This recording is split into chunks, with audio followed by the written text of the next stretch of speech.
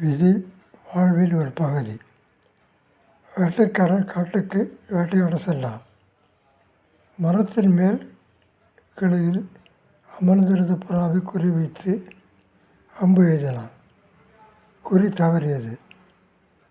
ஆனால் அவன் எய்த அம்பின் வில் அவன் தலையில் விழுந்து அவன் மாண்டான்.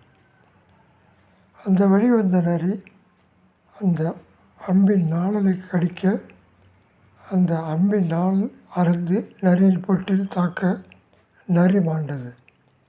புறா பறந்து தப்பித்தது. ஆனால் மனிதனும் இறந்தான். நரியும் மாண்டது. இதுதான் விதி. விதி வாழ்வின் ஒரு பகுதி. விதியை மதியால் வெல்ல முடியும் என்பர்.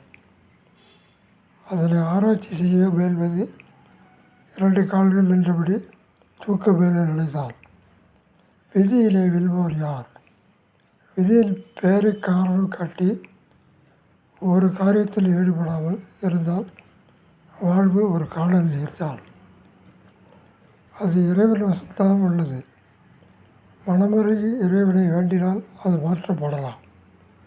நன்மையும் தீமையும் அல்லாவிடமிருந்து. இது அல்லாவிடமிருந்து கிடைத்தது என்று கூறுகிறார்கள். ஆனால் அவர்களுக்கு ஏதாவது ஒரு தீ ஏற்பட்டாலும் இது உம்மிடமிருந்து தான் ஏற்படுது என்று கூறுகிறார்கள். நபியே அவர்களிடம் கூறும், எல்லாம் அல்லாவிடமிருந்து வந்திருக்கின்றன. இந்த மக்களுக்கு என்ன நடந்தது?